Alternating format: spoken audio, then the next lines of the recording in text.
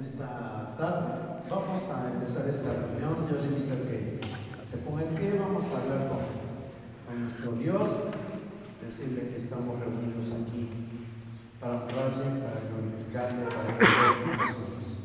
Señor, te damos gracias en esta hora por esta oportunidad que nos das de estar en tu casa. Gracias porque sabemos que tú eres el que has puesto el querer venir como el hecho de que estemos aquí.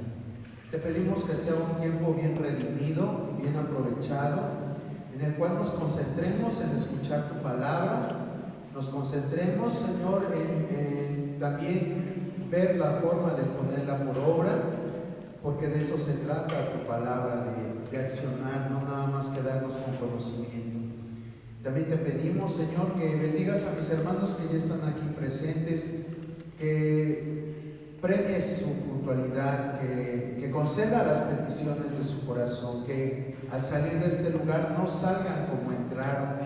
Si traen alguna carga, alguna preocupación, yo te pido que les des esperanza, que les des paz, hasta que ellos puedan ver con claridad la respuesta que tienes a sus peticiones. A mis hermanos que vienen en camino, tráelos con bien para que juntos estemos alabando y bendiciendo tu nombre. Te lo pedimos en el nombre de tu Hijo amado Jesucristo. Amén. ¿Pueden sentarse, hermanos? Bueno, seguimos viendo acerca de la doctrina de Jesucristo. Les había comentado que hemos dividido la enseñanza en dos secciones. La primera fue acerca de la persona de Jesucristo, sus atributos, su naturaleza, su humanidad, su divinidad. Todos estos aspectos ya los vimos, esperemos que se acuerden, para que pues haya valido el tiempo que usted ha estado aquí. Y ahora estamos ya en la segunda sección. La segunda sección es la obra de Jesucristo. La primera es la persona de Jesucristo, la segunda es la obra de Jesucristo. Y dentro de la obra de Jesucristo hemos estado viendo acerca de su muerte y de su resurrección. De su muerte y su resurrección. Hace 8 días yo les comentaba, bueno, pero ocurrió algo entre su muerte y su resurrección. Y yo les dije que lo podíamos ver, pero si ustedes estudiaron, ¿sí? Si no estudiaron, no pienso hablarles de eso, porque son pasajes un poco controvertidos, los cuales, pues sí, la palabra de Dios nos da alguna luz, cierta luz, pero también depende de la forma en que lo interpretemos. Tiene mucho que ver la interpretación. Yo sé que me pueden decir, es que aquí la palabra de Dios dice esto. Sí, lo dice, pero tenemos, por ejemplo, si yo les preguntara ante la existencia del alma, nosotros ¿en qué creemos? ¿Somos dicotómicos, somos tricotómicos, somos holísticos? Y usted va a decir eso. Bueno, ¿alguno de ustedes sabe qué significa esto de dicotómicos, tricotómicos, holísticos? 3 partes, 2 partes, una parte, ¿no? Tripartita es 3. Tripartita. ¿Eso cuál sería? El tricotómico. Eso sería la tricotomía, que creemos que el ser humano está conformado de 3 partes: de cuerpo, alma y espíritu. ¿Sí? Es lo que nosotros, lo que en las enseñanzas que siempre recibimos es lo que nos han aportado los ministros que han estado impartiendo enseñanzas a lo largo, desde que yo me acuerdo siempre nos han dicho eso, ¿verdad? Pero bueno, hay otras personas que piensan que el ser humano es un ser dicotómico. ¿Y cómo es esto de dicotómico? Bueno, que no se divide en espíritu, alma y cuerpo, sino que se divide en ser material y ser inmaterial. El ser material está compuesto por el cuerpo y el ser inmaterial por el espíritu y el alma, ¿sí? Para una persona dicotómica, el espíritu y el alma es lo mismo. Y la tercera postura es aquella que dice que, bueno, el cuerpo y el espíritu forman el alma, ¿sí? Cada uno tiene un buen sustento. Déjeme decirle que cada una de estas posturas tiene un buen sustento. Y cada una la defienden y cada una tiene su parte de razón, ¿sí? Por ejemplo, de esta última postura que yo les estoy diciendo, acerca de que el cuerpo y el espíritu forman el alma, ¿sí? Estas personas dicen, es que Jesús formó al ser humano del barro de la tierra y sopló en él, eso era el espíritu, dice, y vino a ser un alma viviente, ¿sí? Quiere decir que la unión de ese barro con el hálito de Dios formaron el alma.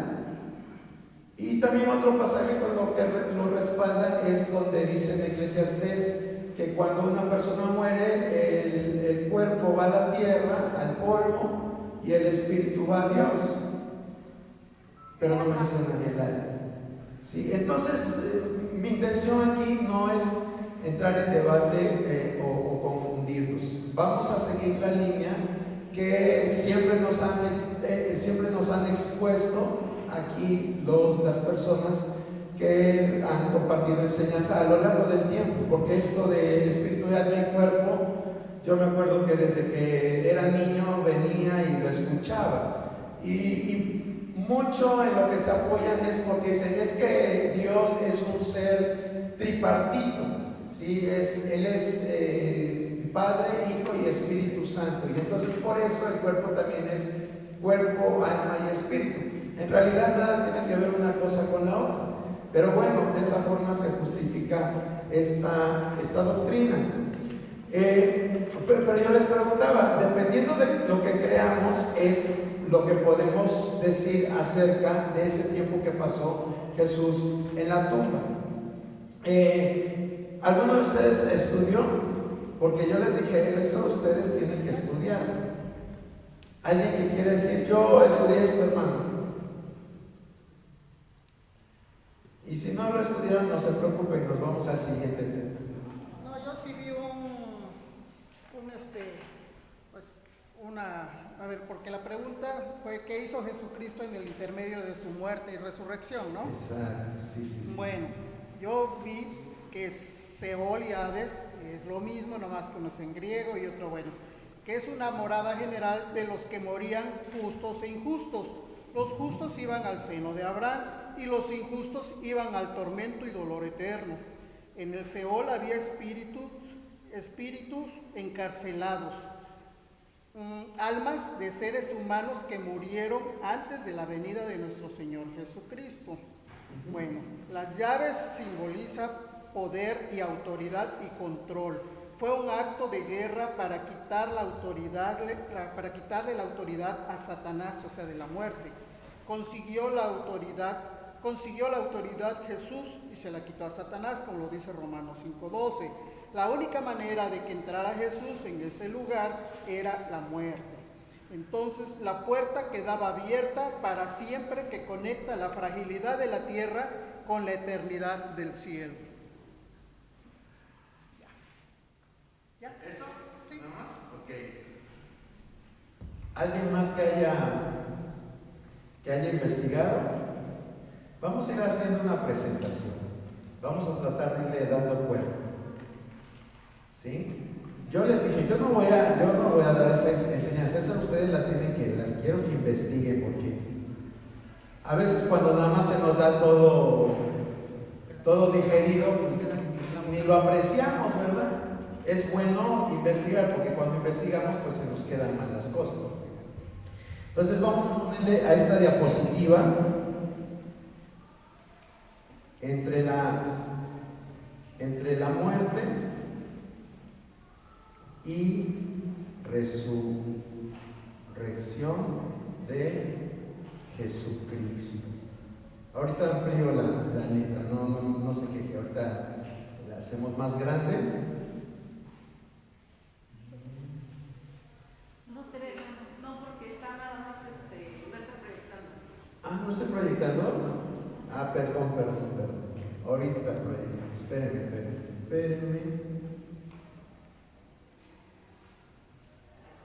¿Y ahí se ve?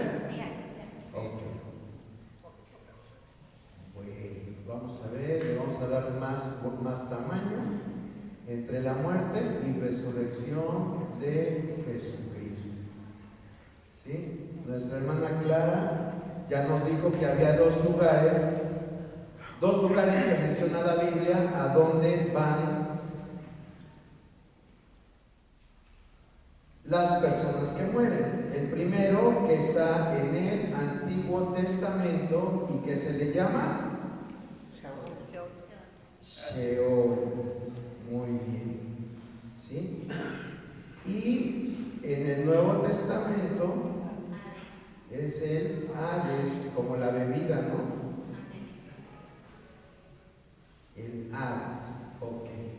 Bueno, entonces nos decía la hermana Clara, lo que capté, lo que leyó nuestra hermana Clara, es que iban al Sheol, pero cuando vino Cristo, ¿qué dijiste? ¿Mencionaste Romanos? No, lo vuelvo a leer. A ver, por favor. Dice, Seol es igual a Hades, es una morada general de los que morían justos e injustos. Los justos iban al seno de Abraham y los injustos iban al tormento eterno. En el Seol había espíritus encarcelados. Era igual de almas de seres humanos que murieron antes de la venida de nuestro Señor Jesucristo. Hebreos 2:14. Las llaves, símbolo poderoso de autoridad y control. Fue un acto de guerra que Cristo le quitó la autoridad a Satanás. Consiguió la autoridad sobre Satanás, como lo dice Romanos 5:12, Juan 10:17-18. La única manera de que entrara Jesús en ese lugar era con la muerte. La puerta quedaba abierta para siempre, que conecta la fragilidad de la tierra con la eternidad del cielo. Ok, bueno, en lo que nuestra hermana nos está compartiendo, nos está describiendo muy bien esos lugares. Los judíos creían en este Sheol, donde estaban justos e injustos. No había una propia división. Si nosotros nos ponemos a ver citas que hablan del Sheol, se refería siempre a que ahí iban tanto los buenos como los malos. Nunca se nos menciona un lugar para los justos y un lugar para los injustos. Esto empieza a cobrar forma después del Nuevo Testamento. Y todos nosotros creeríamos que este concepto de más allá surgió a partir de lo que Jesucristo mencionó en la parábola de el rico y Lázaro. Pero déjame decirle algo, este concepto ya existía.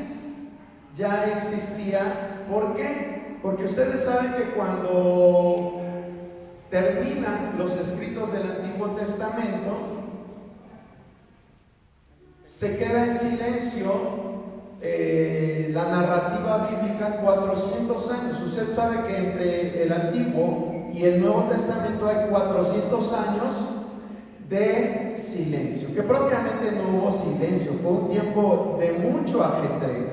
En esos 400 años pierde la hegemonía medo-persa, vienen los griegos a través de Alejandro Magno. Alejandro Magno no tarda ni una década como emperador, como conquistador. Se divide ese imperio y los seleucos llegan y toman, dicen, a mí eran los Ptolomeos y los seleucos. Los Ptolomeos era la parte del norte de Egipto, del norte de África, y los seleucos eran los que representaban Siria. Entonces los seleucos, que representaban a Siria, llegan y dicen, no, Palestina me corresponde a mí. Los Ptolomeos se van para allá, para el norte de África, pero Palestina me corresponde a mí. Y entonces llegan ahí líderes, gobernadores. Antíoco Epífanes, no sé si usted ha escuchado de este tipo, que llega y comete sacrilegio en el templo judío, porque ahí sacrifica cerdos y hace sacrificios, y por eso es que se desencadena una revuelta judía encabezada por los macabeos. Que bueno, ya me estoy pasando, ya me estoy desviando, pero a lo que voy es que esos 400 años no fueron completamente de silencio, hubo muchas cosas, y una de las cosas que hubo es que cambió la cultura. Llegaron los grandes pensadores griegos y empezaron a influir en el pensamiento no tan solo de los griegos, sino del mundo que ellos conquistaron. Medo y Persia fueron conquistados por Alejandro Magno. Alejandro Magno era griego. Entonces, ese imperio griego que ya había aplastado ahora a Medo Persa, se estaba expandiendo no tan solo en el área bélica, sino también en lo cultural. La filosofía de los griegos empezó a impactar mucho en el mundo.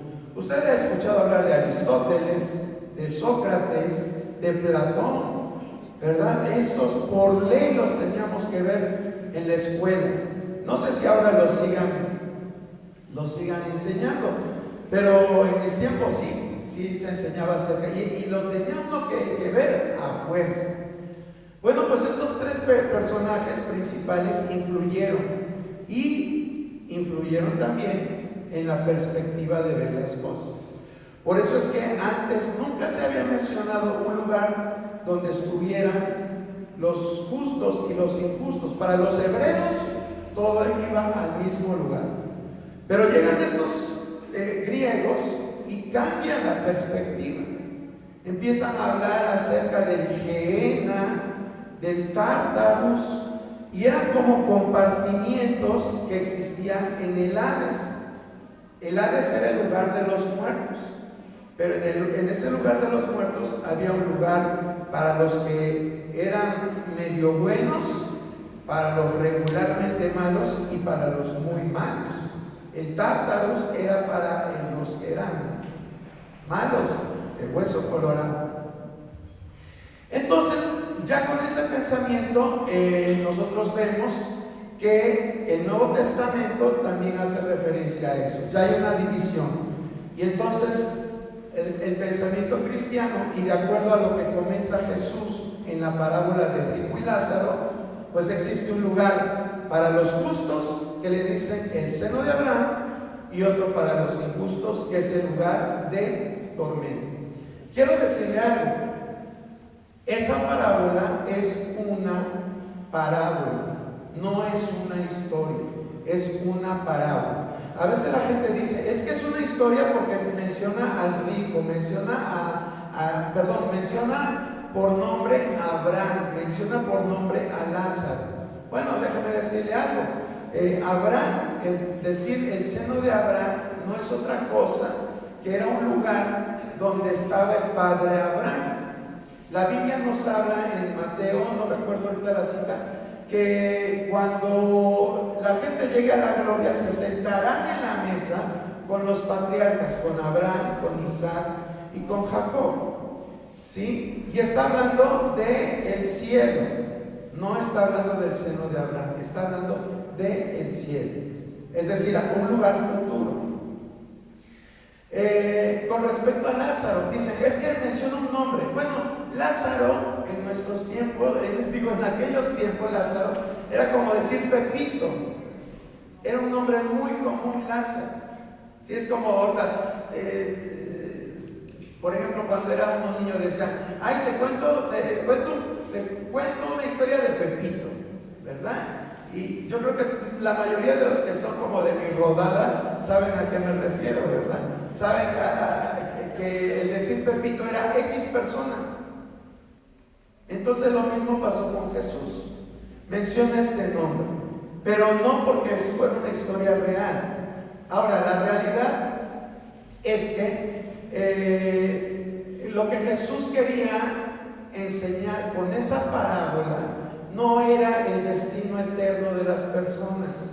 Lo que quería enseñar Jesús con esa parábola era que los ricos son ricos no porque Dios los bendiga, ¿sí? Y los pobres no son pobres porque Dios los maldiga. Y usted va a decir, ¿y eso qué tiene que ver? Mucho, porque era la forma de pensar que tenían las personas en aquel entonces. Los judíos tenían esa forma de pensar. Si eres rico, si te va bien, si gozas de salud, es porque el favor de Dios está de tu lado. Eso era lo que pensaban las personas. Y si a una persona le iba mal, tenía enfermedades, era pobre, decían, ay no, este está maldito. Ustedes recuerdan cuando en una ocasión Jesús déjame hilar mi pensamiento. Se encuentra con un ciego y le dicen a Jesús, ¿quién pecó, este o sus padres? ¿Sí recuerdan esa historia? Bueno, ¿por qué le preguntan eso? Porque se tenía en aquel tiempo la idea de que si te iba mal era castigo divino. Era porque Dios te había maldecido. Era porque Dios no estaba contigo. Entonces, para Jesús cambiar esa forma de pensar, es que cuenta esta parábola. Vuelvo a repetir, el fin de la parábola no es que nosotros digamos, ay, estaba el seno de Abraham y estaba el lugar del tormento. No. Lo que Jesús quería era que la gente se diera cuenta que muchas veces las cosas que se veían por fuera no representaban la justicia de Dios en las personas. ¿A dónde fue el rico? A un lugar de tormento. ¿Y a dónde fue Lázaro? Al seno de Abraham. O sea, cuando Jesús narra esa parábola, pues la gente se quedó así, ¿cómo va a ser posible? ¿Verdad? ¿Cómo? Se supone que la gente que le va bien, la gente rica, la gente que es sana, se va al cielo. Pero en la historia del rico, la parábola del rico y Lázaro, no fue así. Lo que Jesús les quería mostrar era que la justicia no depende de lo externo, sino cómo está nuestro corazón, ¿sí? Entonces, ese era el propósito de la parábola. Porque hoy mucha gente dice, no, es que Jesús a través de la parábola del rico y Lázaro quiso mostrar el estado eterno. Para nada. Y déjame decirle algo, me van a decir hereje, pero lo que estaba narrando Jesucristo en esa parábola era el estado futuro. No estaba narrando un estado de que por aquí te mueres y vas a esos dos lugares, ¿sí? Ahí se los dejo de tarea para que ustedes lo investiguen. Esto, vuelvo a repetir, son temas bien controvertidos. Por eso le dije, vamos a exponerlo, pero ustedes tienen que estudiar. Porque de nada sirve que yo aquí les esté, o que me ponga yo a estudie, y se los trate de resumir en una hora de enseñanza, para que ustedes a los 8 días ya ni se acuerden. Por eso es importante que estudiemos para que se nos vayan quedando conceptos y pues la realidad de las cosas. Bueno, entonces Jesús, ¿dónde nos dice que, bueno, tomando la postura tricotómica, es espiritual y cuerpo? Jesús tenía espiritual y cuerpo. Jesús muere y ¿qué nos dice Lucas 23:43? ¿A dónde se suponía que tenía que ir?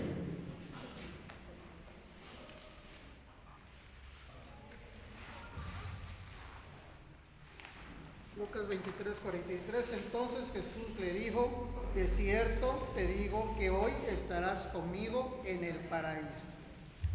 Entonces ahí vemos cómo, de acuerdo a la narrativa que nosotros conocemos, Jesús fue a ese lugar. Hay en las enciclopedias, usted puede consultar una enciclopedia, un diccionario bíblico y le van a decir eso, que el seno de Abraham también se le nombraba como el paraíso. Entonces Jesús lo que hizo fue, de acuerdo a este concepto, de acuerdo a esta teoría, Jesús fue a ese lugar. Sí descendió, pero no fue propiamente al lugar de tormento, como mucha gente cree. En el credo apostólico, uno de los primeros credos que hizo la iglesia primitiva, ahí dice, Jesucristo descendió a los infiernos. Así lo dice. Ya no me dio tiempo déjame ver si lo tengo. No me gusta ocupar los dispositivos cuando estoy dando clases. Pero busque usted el credo apostólico y vea que en ese credo apostólico queda plasmado que Jesús descendió a los infiernos. Y de ahí salen un montón de teorías. ¿Por qué pensaría usted que descendió Cristo a los infiernos?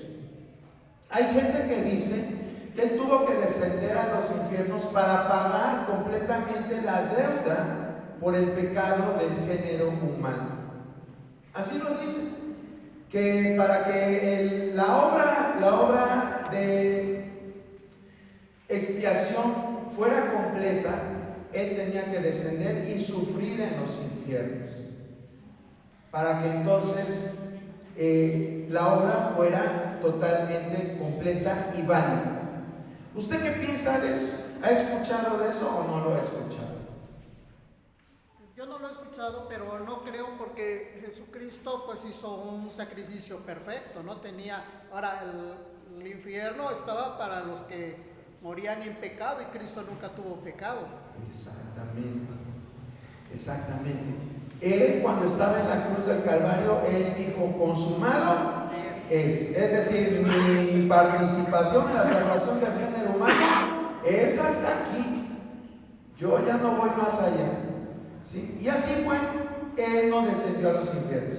Lo que nosotros conocemos como el credo apostólico, que cobró mayor auge por ahí del año 390, fue ya una recopilación, no propiamente de los apóstoles, los 12 de Jesucristo, sino que ya fue ahí un añadido de otros patriarcas de la iglesia de aquel entonces, ¿sí? Pero en realidad Jesús nunca estuvo en el infierno, ¿sí? Y algunos que quieren asegurarlo es basado en el pasaje que está en 1 de Pedro capítulo 3 verso 17.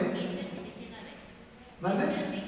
A ver, léelo por favor, Karen. Porque también Cristo padeció una sola vez por los pecados, el justo por los injustos, para llevarnos a Dios, siendo la verdad muerto en carne, pero vivificado en el Espíritu, en el cual también fue y predicó a los espíritus encarcelados. Síguele, por favor. Los que en otro tiempo desobedecieron, cuando una sola vez esperaba la paciencia de Dios en los días de Noé, mientras se preparaba el arca, en la cual pocas personas, es decir, 8, fueron salvadas por agua. El bautismo que corresponde a esta hora nos salva, no quitando las inmundicias de la carne, sino como la aspiración de las buenas conciencias hacia Dios por la resurrección de Jesucristo. Hasta ahí, gracias. Ok, entonces fíjese, para decir esto, que fue a los infiernos, se apoyan en este pasaje. Y hay otro que está en Oseas, pero la verdad no lo recuerdo. Pero, ¿qué piensa usted? ¿Qué piensa usted de esto? ¿Si ha escuchado o no ha escuchado?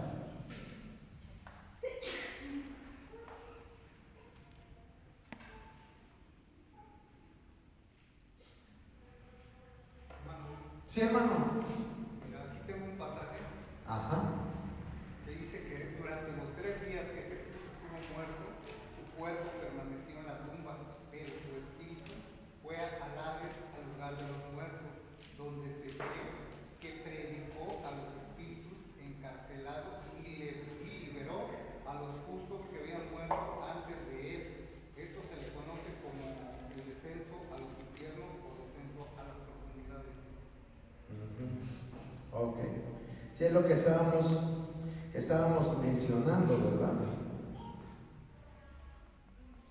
Las personas piensan que él fue a ese lugar del tormento. Quiero pensar que en el lugar donde estaba el rico, ¿sí? Por lo que interpretan aquí de este pasaje. Pero la realidad es de que no. La realidad es que y surgen un montón de teorías acerca de esto. Eso sea 13:14. A ver qué dice esto. Dice: de la mano del Seol los redimiré, los libraré de la muerte. Oh muerte, yo seré tu muerte, y tú serás, y seré tu destrucción en el Seol. La compasión será escondida de mi vista. Ok. Exacto. Entonces, con esos pasajes, este de Pedro y este de Oseas, es con lo que argumentan que él fue a este lugar de tormento, que fue a predicarle a los espíritus encarcelados, como dice Pedro y como nos lo refiere a nuestro hermano Fernando. Pero ¿qué piensa usted? ¿Nunca ha escuchado usted nada de eso? Porque vuelvo a repetirle, si ustedes no estudian, pues no tiene chiste de decirles algo que ni me van a entender.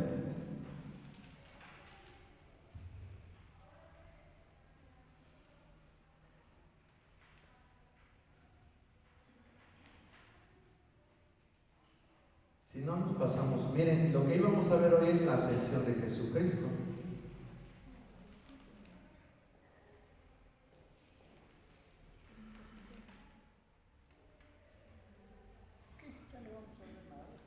No tiene nada que comentar. Bueno, pues vámonos para la ascensión de Jesucristo entonces. Pues sí, porque yo les dije que estudiaran y no les gusta estudiar. Entonces, si no nos gusta estudiar, ¿sí? Si la escritura dice en primera de Pedro lo que acaba de leer Cari, creemos que sí recibió los infiernos y sí predicó a las personas que no habían conocido y a los que habían conocido, porque el hecho de que haya muerto, resucitado y consumado la obra que Dios le encomendó, quiere decir que el pecador, sin pecado desde luego, pero como pecador, si no, ¿cuál sería nuestro destino? O sea, nosotros somos salvos por gracia, por el sacrificio de Cristo, no por nuestras obras. Si Él murió sin pecado, nada más para demostrar que en Él no había pecado, pues entonces sería vana su muerte. Murió como pecador pagando por nuestras culpas. Ok. Pero usted sí cree que bajó a predicarle. ¿Qué dice la escritura? Ok. Sí, lo que pasa es que la escritura, lo que dice la escritura en Pedro es que predicó a los espíritus encarcelados, ¿sí? Entonces, esos espíritus encarcelados, ahí mismo dice que en otro tiempo, los que en otro tiempo desobedecieron, ¿sí? Cuando una vez esperaba la paciencia de Dios en los días de Noé.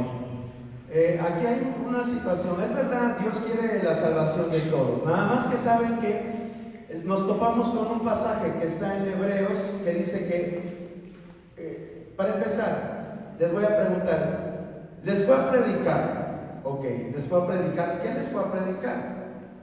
Número 1. Número 2, si decimos que les fue a predicar salvación, entonces, ¿habrán sido salvos aquellos, en este caso los espíritus encarcelados, habrán sido salvos por la predicación de Jesucristo?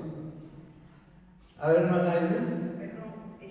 Bueno, la palabra es clara, dice que Él descendió, Efesios capítulo 4:9, dice la palabra del Señor, y eso de que subió, que es, sino también que había descendido primeramente a las partes más bajas de la tierra, el que descendió Él mismo, que también subió, y bueno, Apocalipsis también dice que descendió, pero con respecto a predicar, yo creo lo que la palabra dice, que Él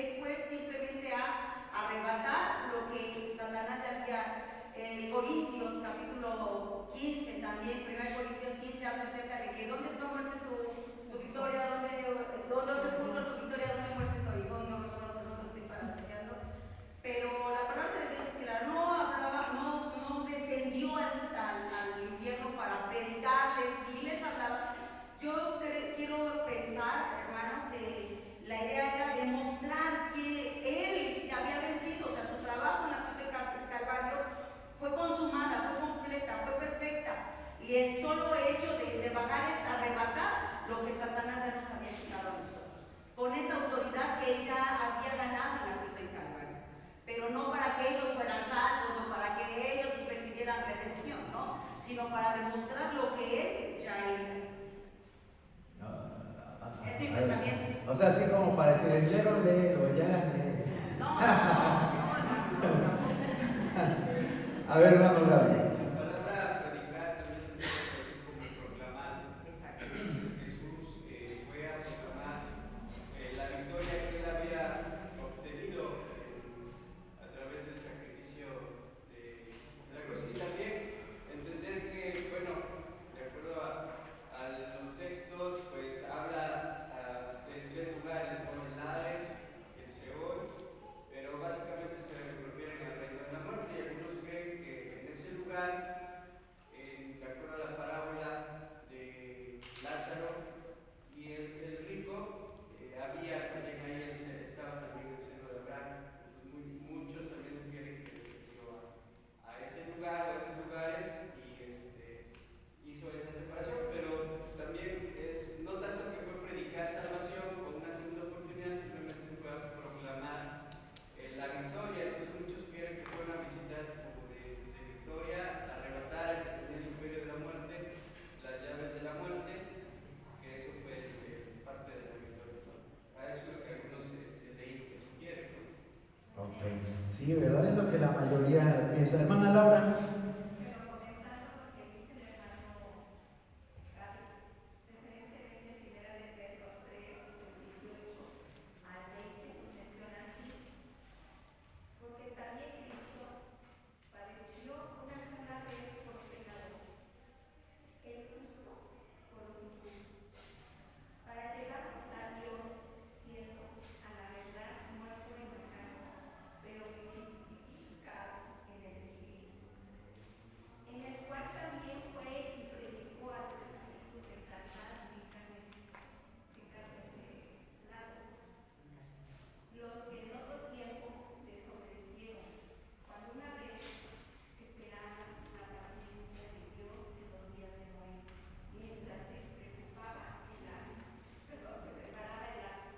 en el cual pocas personas, es decir, 8 fueron salvadas por agua. Aquí no nada más nos menciona que bajó y predicó, sino también en Hechos, en Salmos del 2, capítulo 2, versículo 27 al 31, y el Salmo, y también en Hechos 2, 27, 31.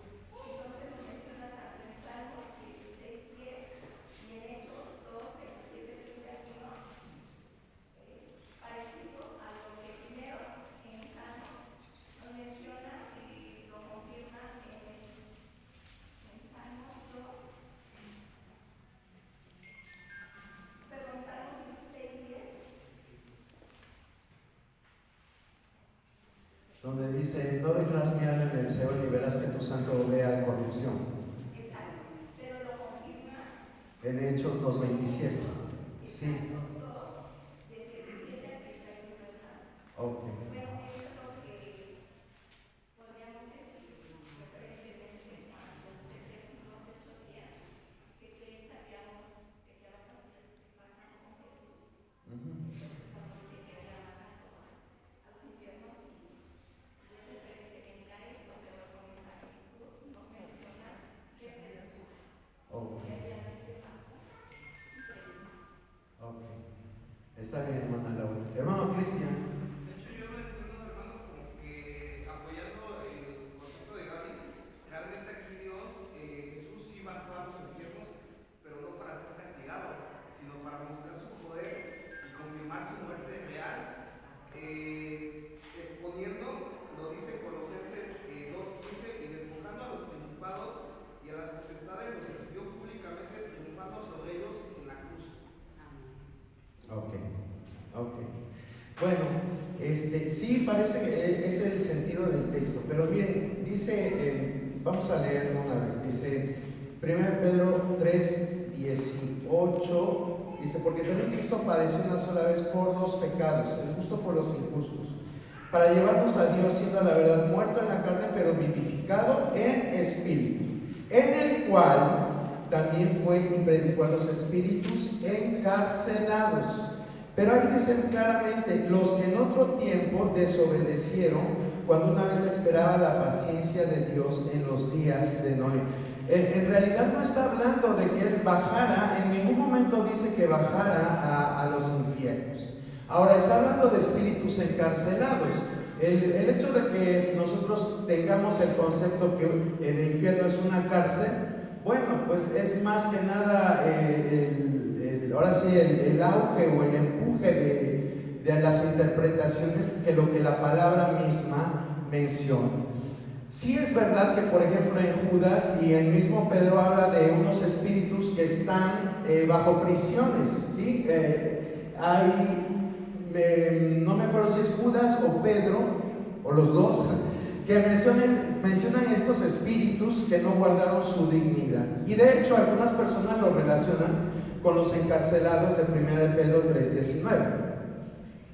Pero si aceptamos esto, es una teoría también que a lo mejor nadie la mencionó ahorita, pero que también hay personas que piensan que en los tiempos de Noé, los hijos de Dios, es decir, los ángeles que desobedecieron a Dios, descendieron y tuvieron relaciones con las mujeres.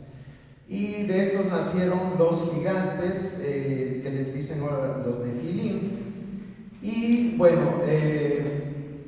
por no guardar su dignidad espiritual, dicen que son a los que se refieren en el libro de, me parece que es Judas 1:6, déjenme checarlo. Léelo por favor, Cari. Y a los ángeles que no guardaron su dignidad, sino que abandonaron su propia morada, los que han guardado bajo oscuridad en prisiones eternas para el juicio del gran día. Ok. Entonces, a veces les digo, hay personas que piensan que a esos son a los espíritus encarcelados. La realidad es que su teoría es, pues, digamos, válida para quien lo quiera creer. Habla acerca de los hijos de Dios y en ese sentido, en más de una ocasión, la palabra con esa frase se refiere a ángeles, a espíritus. Pero no se refiere, en 1 Pedro 3:19, no se refiere a esos ángeles. Vuelvo a repetir, hay personas que los asocian con esos ángeles por el hecho de que dice que estaban encarcelados. La verdad, toda persona que no ha escuchado el Evangelio y que no acepta el Evangelio está encarcelado. Porque dice la palabra de Dios en Isaías 61 que Él vino a dar libertad a los cautivos y Él vino a hacer apertura de cárcel, ¿sí? Entonces, no tan solo se refiere a espíritus del tiempo de Noé, no tan solo se refiere a espíritus celestiales, sino que es toda persona que no acepta el Evangelio. Pero usted va a decir, pero es que ahí dice en los tiempos de Noé. Claro, está mencionando, haciendo alusión a los días de Noé. ¿Por qué? Usted sabe, ya habíamos mencionado en estas enseñanzas de Jesucristo que Él tuvo una preexistencia. Y como ser preexistente, Él estuvo influyendo también en los mensajes que se daban acerca de salvación. No como el evangelio actual nosotros lo conocemos, porque todavía la persona de Jesucristo no estaba revelada. Pero el mayor ejemplo de que el Espíritu de Jesucristo estaba obrando en la humanidad fueron aquellos 120 años en que Noé estuvo predicando a los de su generación y esa generación no entendió. No entendió. ¿Sí? A veces esas personas, algunos interpretan 120 años que fue el tiempo en que se construyó el arca. Otras personas interpretan que los 120 años que hace alusión la Biblia se refiere al tiempo de vida. La realidad es que no es muy claro el pasaje que hace mención de esto para decir a qué en realidad se refiere. Pero la realidad es que Noé estuvo predicando con el Espíritu de Cristo, con el Espíritu Santo, ese tiempo. Y durante ese tiempo la gente no quiso aceptar el mensaje. Y ustedes me van a decir, pero es que en Génesis nunca dice que Noé haya predicado. No, pero también en Pedro, en las epístolas de Pedro, dice que Noé fue pregonero de justicia. Fue pregonero. ¿Qué es un pregonero? Pues alguien que anda anunciando algo. Eso es un pregonero. Entonces, si nosotros vemos ahí mismo en 1 de Pedro, capítulo 1, verso 11,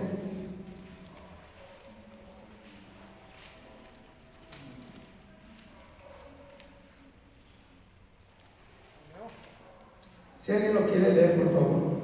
Escudriñando qué persona y qué tiempo indicaba el Espíritu de Cristo que estaba en ellos. Ahí miren, dice el Espíritu de Cristo, ¿sí? Que estaba en ellos, el cual anunciaba. ¿Quiénes son ellos? Son los profetas de la antigüedad. Vuelvo a repetir, aunque el Evangelio no era Jesucristo propiamente, pero siempre trataban de hacer volver a las personas al camino de la justicia, a que conocieran a Dios. ¿Y esto quién lo generaba? ¿Quién generaba este mensaje en los apóstoles, en los profetas del Antiguo Testamento? Era Cristo a través del Espíritu Santo. Es lo que está diciendo aquí. Dice, escudriñando qué persona y qué tiempo indicaba el Espíritu de Cristo que estaba en ellos, el cual anunciaba de antemano los sufrimientos de Cristo y las glorias que vendrían tras ellos. ¿Sí? Como Jesucristo, cuando veíamos acerca de la preexistencia de Jesucristo, veíamos que Él se manifestó a través de teofanías, a través de antropomorfismos, a través del ángel de Jehová, pero también lo hizo de esta manera, ¿sí? Llenando la boca de las personas, de sus profetas, con un mensaje de salvación para sus tiempos. Entonces, cuando nosotros leemos en 3:19, dice, en el cual también fue y predicó a los espíritus encarcelados. ¿Quién? El Espíritu de Cristo, el Espíritu Santo. Los que en otro tiempo desobedecieron cuando una vez esperaba la paciencia de Dios en los días de Noé, mientras se preparaba el arca, en la cual pocas personas, es decir, 8, fueron salvadas por agua. ¿Sí?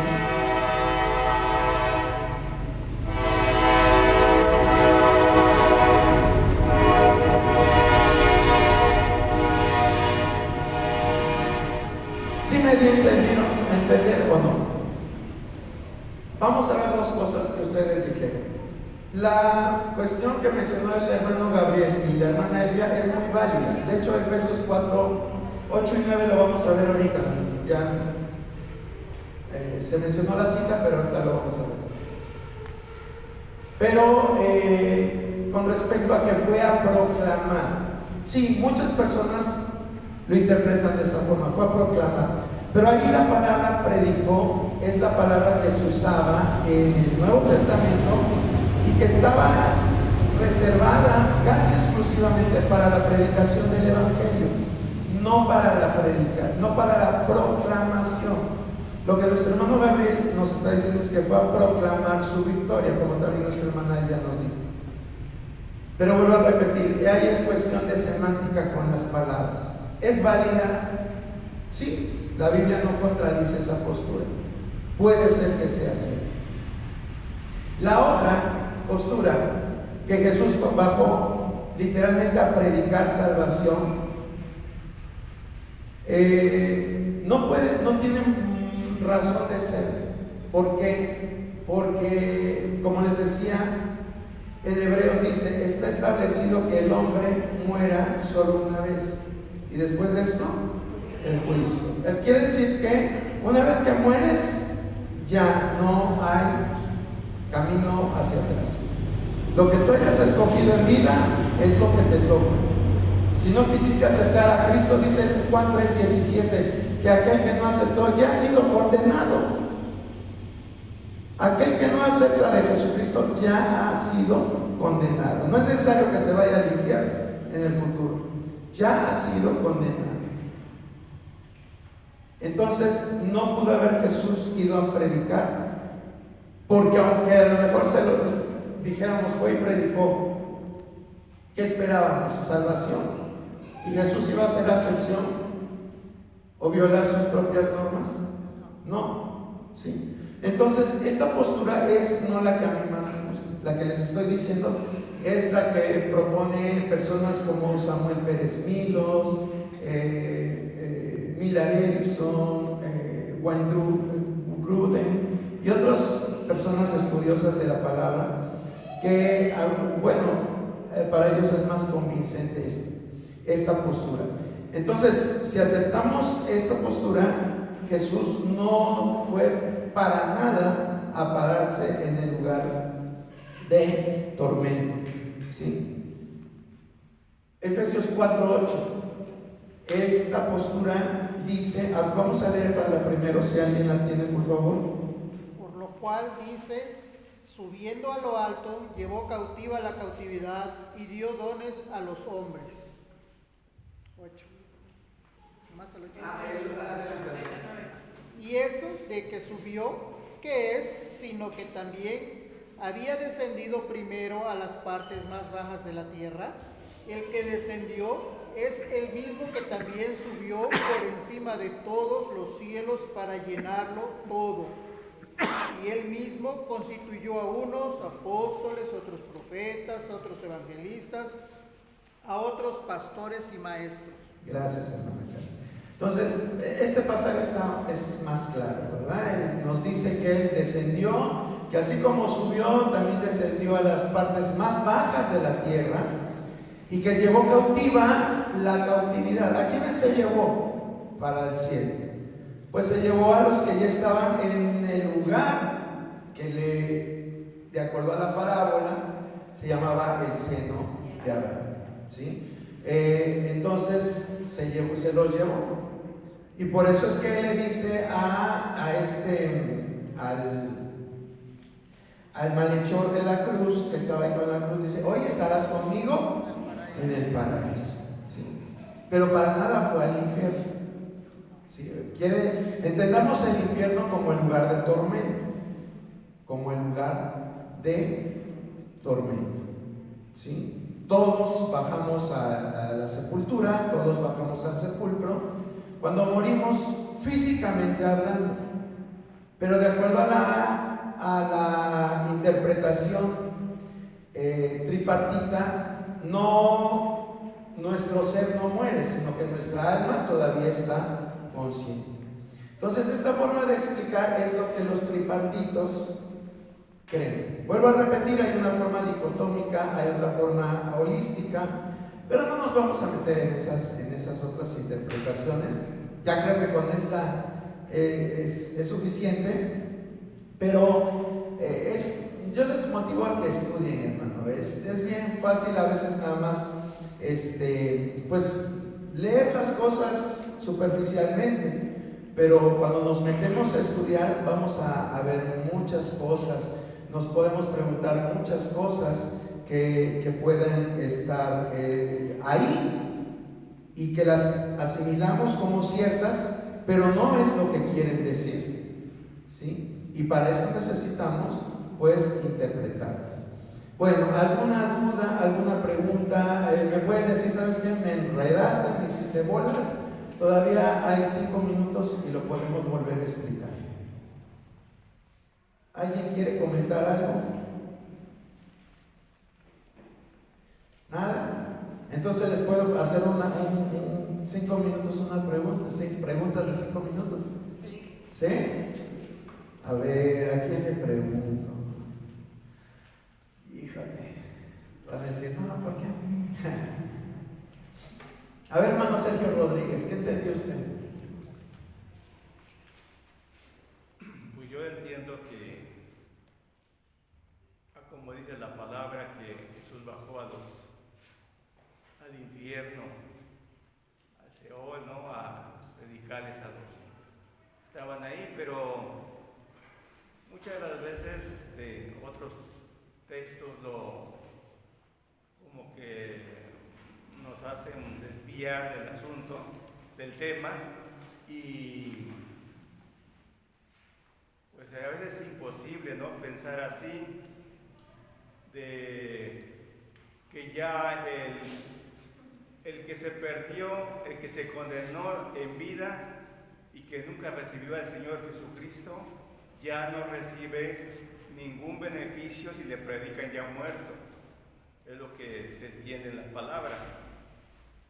Entonces, pues, como dice la palabra ahí en San Juan, que el que no cree, ¿sí? El que cree, la vida eterna la tiene ganada, y el que no cree tiene también la condenación ganada. Entonces, pues es lo que estamos por ahí más o menos. Okay. La predicación es en vivo, okay, y no es cuando ya estemos muertos. Ya así yo lo poquito que puedo. Está bien, hermano. Está bien, gracias. Solamente quiero hacer la observación, no bajó a los infiernos, eso es lo que también quiero que entiendan, no bajó a los infiernos, ¿sí? Estaba, vuelvo a repetir, de acuerdo al panorama que nos da la Biblia, estaba ese lugar que se llamaba el seno de Abraham y el lugar del tormento, pero no bajó a los infiernos. Lo que podemos pensar es que se llevó a los que estaban en el ala de los buenos, ¿verdad? Ahí fue a donde fue y se los llevó. Pero los que estaban en el ala de los malos, ni siquiera se acercó por ahí. ¿Sí? Hermano Fernando. Hermano, leí yo en un libro. Sí. De Enoch, para ser exactos, está ahí en 2 o 3 se menciona en la Biblia. Y no habla del infierno, habla de los cielos. De los cielos. En el primer cielo es donde se encuentran los ángeles. Que en ese entonces fueron los pecadores que vinieron. Reinaron con las manos y crecieron los gigantes, los castigó y los tiene aislados en el primer cielo, en el segundo cielo. Bueno, es que es para estudiar todo eso. Ya no me metí de lleno porque pues no me dio tiempo, pero sí está muy interesante también. Sí, de hecho ese libro que usted menciona, de ahí viene toda esta teoría de los gigantes y que los ángeles se metieron con las hijas de los hombres, y de ahí es toda una odisea esa historia. Pero vuelvo a repetir, como nadie de ustedes mencionó esa, sino que yo mismo fue el que se las dije, bueno, digo, ahí ya no nos metemos. Pero mucha de esa cosmovisión viene precisamente de ese libro, del libro de Enoch, que no es que Enoch lo haya escrito, es un libro apócrifo que se sabe que lo redactaron por ahí del siglo II antes de Cristo. O sea, no es de Enoch el que desapareció, el que se lo llevó Dios, no, es un libro apócrifo. Sin embargo, pues Judas lo menciona, porque era mucha la influencia que tenía en aquel entonces esa cosmovisión. Ok, bueno, ¿alguien más levantó su mano? Vi por ahí que alguien más levantó la mano. ¿Nadie más? Cuando habla de espíritus encarcelados, ¿en qué lugar estaban ellos? Porque nada más no dice lugar. Ajá. Nada más dice espíritus encarcelados. Ajá. O sea, está haciendo alusión a la condición de esos espíritus. Por eso digo, no se está refiriendo a que estuvieran encarcelados en un lugar, ahí en el lugar del tormento, sino que toda alma que no acepta a Cristo está encarcelada, y se está refiriendo a los encarcelados del tiempo de Noé. Dice a los que está hablando del Espíritu, dice que Cristo fue vivificado por el Espíritu, dice que en otro tiempo fue y predicó a los espíritus encarcelados. ¿Sí? Está refiriéndose al tiempo que... a la acción del Espíritu Santo en la generación de aquel entonces. ¿Sí? Porque vuelvo a repetir, hay mucha gente que dice, no, pues es que se fue a los lugares de tormento donde estaban encarcelados. No, la Biblia dice que toda persona que no acepta el Evangelio vive en prisiones. Por eso Jesús dice que vino a abrir prisión, a dar libertad a los cautivos. ¿Sí? Ese es el mensaje. ¿Alguien más? Hable ahora o calle para siempre. No, pero hermanos, es apasionante todo esto. Es apasionante. Bueno, es que no quiero confundirles, pero el Nuevo Testamento está impregnado de pensamiento griego. ¿sí? El Nuevo Testamento está impregnado de pensamiento griego. Muchas de las cosas que decimos, ay no, eso es cristiano, no, muchas de las cosas vienen de pensamientos de los griegos. Les menciono Platón, principalmente le influyó mucho, Aristóteles, Sócrates, influyeron mucho, ¿sí? Pero Dios lo permitió. Es como, por ejemplo, nosotros decimos, los judíos, la religión judía es monoteísta o politeísta.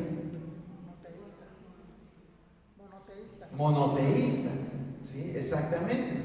Porque escuchamos el Shema y dice, oye Israel, el Señor nuestro Dios, el Señor uno es, no el Shema. Sin embargo, cuando nosotros vemos los escritos del Antiguo Testamento, vemos cómo ellos hablan de otros dioses. Por ejemplo, hay un salmo que dice, y el Señor se sentó en la reunión de los dioses, que a mucha gente les perturba y dice, ¿cómo? O sea, Dios entre dioses. No me acuerdo dónde está ese salmo, si alguien lo quiere buscar. Ya veo que están ahí con su chat GPT y no sé qué, así hasta yo. Pues sí. Pero ¿por qué esas expresiones? Si se supone que ellos creían, por ejemplo, si hoy tú crees que solamente tenemos un Dios, no vamos a decir nunca, Dios está en medio de los dioses. ¿O alguien podría decir esa expresión? Pues no. Sin embargo, en el Antiguo Testamento es común que se mencionara eso. Porque aunque si bien Dios se les había revelado como Yahvé, como el Señor, como Adonai, pero el concepto que tenían en la antigüedad era que los otros dioses existían. Salmo 82:1. A ver, léelo, por favor. Dios está en la reunión de los dioses, en medio de los dioses juzga. Dios está en medio. Dios está En la reunión de los dioses. ¿Cuáles dioses? Pues no, que como los escritores del Antiguo Testamento hacen válido que hay otros dioses. Pero vuelvo a repetir, es el concepto que se tenía en la antigüedad. En la antigüedad ellos decían, no, es que el Dios verdadero, es decir, no estaban descartando que hubiera otros dioses, sino ellos decían, el Dios verdadero nos da la victoria. Y por eso los judíos tenían fe en Jehová. ¿Por qué? Porque ejército que se les paraba enfrente, ejército que derrotaba. Pero ¿qué pasa cuando son sometidos los judíos por los babilonios? Ahí se les acabó su concepto. Ahí aprendieron a saber y a confiar después en un solo Dios. Pero el concepto que tenían antes era eso. El mal se lo atribuían a los dioses. Si usted se da cuenta, en el Antiguo Testamento, salvo en Job, todos los demás pasajes no hacen mención específica de Satanás. Investíguelo usted. El concepto de Satanás viene ya después del Nuevo Testamento. En el Nuevo Testamento. Que por cierto, Satanás es un constructo también de la cultura griega. Es interesantísimo todo esto, de veras. Pero yo le que leer ahí lo que es, por ejemplo, la Biblia fue escrita en hebreo, que uno que irse al hebreo para saber el original y lo que lo está diciendo. Sí. Y en el griego también, porque aquí pues nada más lo habla de esa manera. Es cierto. Pero si uno lo investiga, ya el panorama de uno se abre más, porque ya leyó uno el original en el hebreo o en el griego también. Exacto. De hecho, nosotros somos bibliólatras, ¿verdad? Muchos de aquí nosotros decimos, no, la Reina Valera, casi decimos, le escribió Dios la Reina Valera. Y déjeme decirle algo. ¿Usted sabe en qué idioma hablaba Jesús? Arameo. En arameo. ¿Y usted sabe en qué idioma se escribió el Nuevo Testamento? En griego. ¿Sí? Y luego se tradujo a otros a latín, por ejemplo la Vulgata. Y hay Biblias que son traducidas de la Vulgata. Entonces fíjense todo el proceso que ha pasado la Biblia o la palabra de Dios para que llegue a nuestras manos. Todo el proceso. Jesús habla en arameo, pero la escriben en griego. Y del griego la pasan, digamos, a latín, como lo hizo Erasmo. Erasmo no, fue Jerónimo. Y de ahí, pues, al inglés, la King James. Y de la King James sale la Reina Valera. ¿Cuántos idiomas? Arameo, griego, latín, inglés, español. ¿Y usted cree que porque tiene la Reina Valera del 60 ya casi Dios le habla? Pues déjeme decirle que está equivocado. Está equivocado. Por eso es que tenemos que escudriñar más la palabra, saber qué es lo que en realidad quisieron decir los escritos. La de malas es que no hay originales griegos, no hay. Ese es otro problema. Pero pues con lo poquito que tenemos, con el discernimiento que da el Espíritu Santo y que escudriñemos la palabra, llegaremos a algo. Pero si no, siempre vamos a estar diciendo: Jehová es mi pastor, nada me faltará. ¿Y lo ves real en tu vida? Pues no, hermano, porque hoy no tuve ni para los frijoles, no tuve para la inscripción de mi hijo. Entonces, ¿se cumple la palabra o no? Pues la creo por fe. Esa es nuestra fe. O sea, no siempre la fe es razonable, pero sí a veces tenemos que tener un sustento. Pero lo que no entendemos, decimos: pues lo creo por fe. No, es que simplemente lo que nos dice el pasaje no es eso. Una traducción de ese pasaje es que dice: Jehová es mi pastor, no me faltará. ¿Sí entiende la diferencia? Jehová es mi pastor, nada me faltará. Y Jehová es mi pastor, no me faltará. ¿Sí entienden la diferencia? Y nada más cambiar nada por no. ¿Sí, hermana Pati?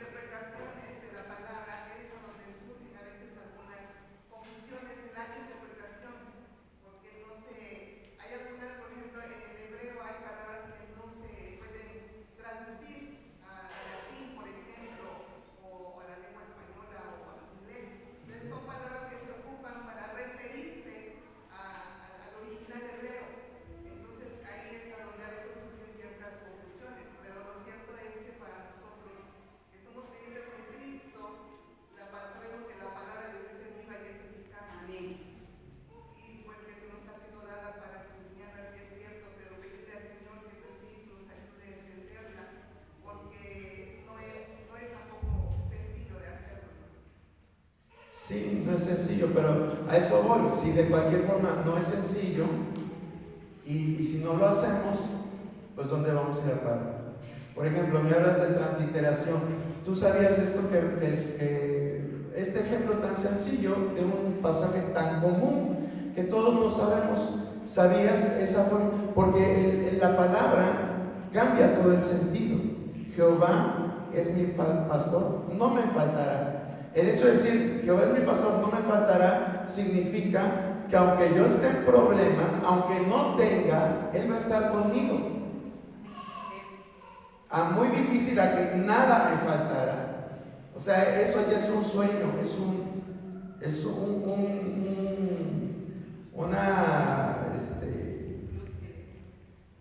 no un plus, sino hacer una falsa realidad. Sí, hermana Amy. Es ahí donde entra precisamente la esencia del Evangelio, cuando logramos entenderlo, porque la palabra de Génesis, Apocalipsis, cristocéntrica. Entonces, cuando yo leo que nada me faltará, o a lo mejor ya está el pasaje del apóstol Pablo, ¿no? De Filipenses, todo lo puedo en Cristo que me fortalece, y leemos el contexto y ni siquiera se refería a todo, ¿no? Exacto. O sea, vamos a lo mismo, pero hay una esencia. Y eso es lo que es nuestro trabajo como predicadores y como cristianos. El entender la esencia, que es Cristo, es Él hecho carne, que habitó entre nosotros. Hay promesas, pero si yo puedo aceptar la esencia y hoy decir soy cristiana, pero quedarme en eso, sin saber todo lo que trae detrás, porque no me gusta estudiar o porque me da flojera, porque tiene que ser así. A mí me dices las cosas tal como son, si no, no lo creo o no lo veo, ¿no? Así somos escépticos en muchas ocasiones, pero cuando nosotros aprendemos a abrazar la palabra, la convicción de lo que es Jesús, de lo que Dios ha hecho en nosotros por medio de Jesucristo, la obra del Espíritu Santo en nuestras vidas, al tomar la palabra, de verdad, hermano, yo he conocido gente que ha tomado y abrazado el Evangelio sin tanto conocimiento y ha entendido la esencia. El problema nuestro es que a veces somos flojos y dudamos de lo que no queremos estudiar. Pues sí. Es penoso, pero que Dios abra nuestro corazón y vea que es tan importante entender y acercarnos a la palabra, entender y ver lo que Dios tiene por medio de su palabra y con la ayuda de su Espíritu Santo. Claro que sí, Dios abra nuestro corazón porque la palabra es viva y eficaz y está dada para toda lengua, para toda nación, no importa la cultura, ha trascendido por mucho tiempo. No toda la gente ha tenido el conocimiento hermenéutico, pero sin embargo Dios ha hablado una y otra vez. Y yo creo que lo seguirá haciendo. Nuestro trabajo, hermano, es seguir estudiando y quitarnos esa pereza y aprender más. ¿Para qué? Para ser más bendecidos. Así es. Gracias, hermanita. Hermana Anita.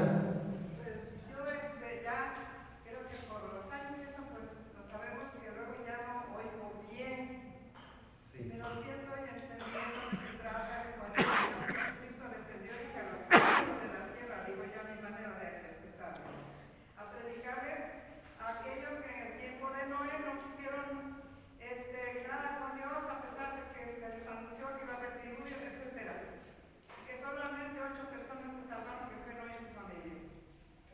Pero sí, después dice cuando Cristo descendió, dice que les va a predicar a esas personas del tiempo de Noé. Entiendo que los que no quisieron nada en ese momento, pero porque Noé fue el mensajero.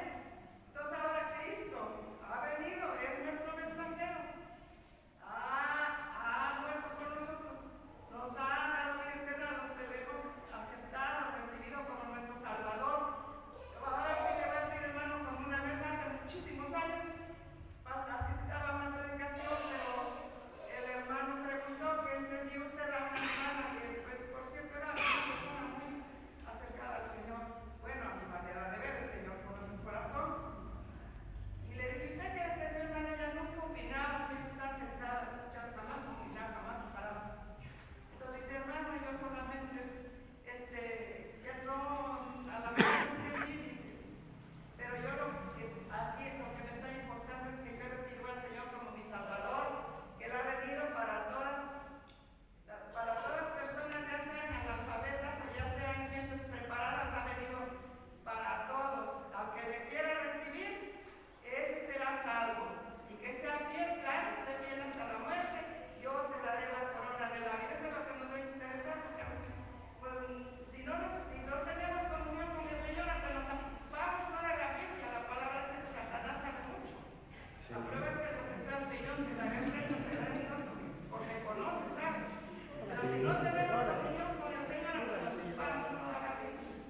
Sí, Porque hermanita, importa sí. nuestra comunión y nuestro compromiso con Él. Así es. Sí, o sea, sí, pues podríamos decir, pues con que yo sepa que soy salvo, pues ya, ¿para qué estudio? Al fin y al cabo la letra mata, pero el espíritu vivifica, ¿verdad? Es como el lema de los pentecostales. Por eso, ante la comunidad cristiana de todo el mundo, los pentecostales son los más burros en cuestiones de estudio. ¿Por qué? Porque se ha hecho un lema, ¿verdad? Nos paramos aquí y gloria a Dios, y que vive Cristo y a su nombre. Y repetimos lo de siempre o lo que le escuchamos a otro hermano y no estudiamos. O sea, no es que yo juzgue, yo soy pentecostal y a mucha honra.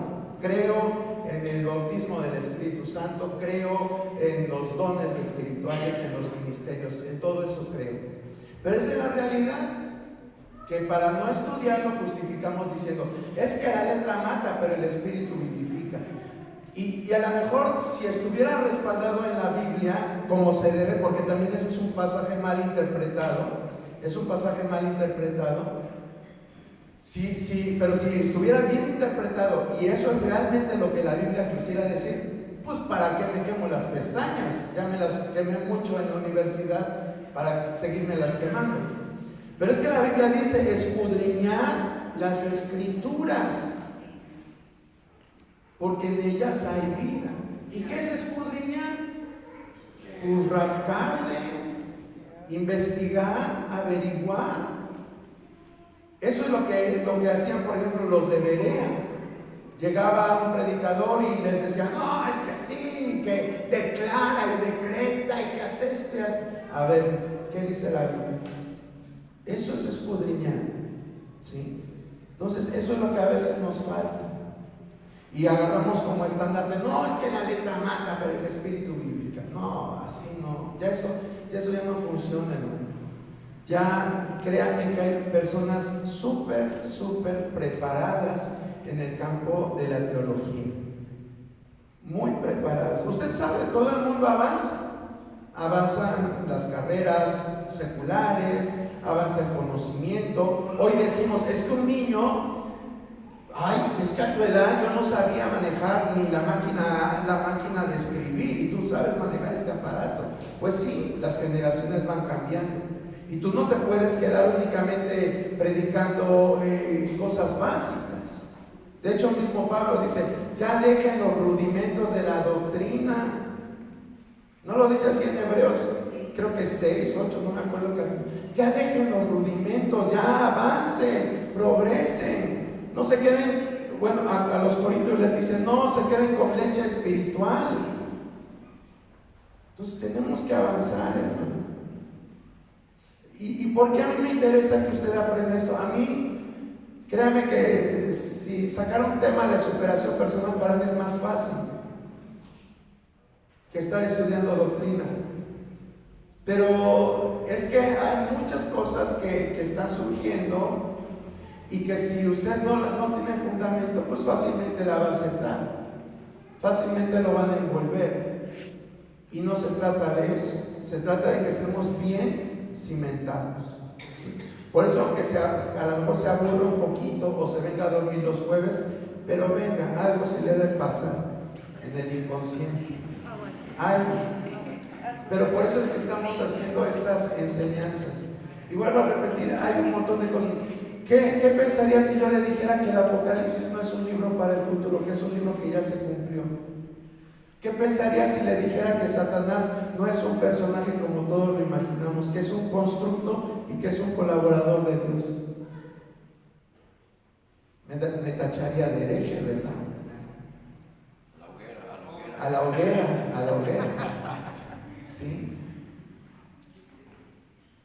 Pero, bueno, ya no voy a decir nada. Póngase en pie. Vamos a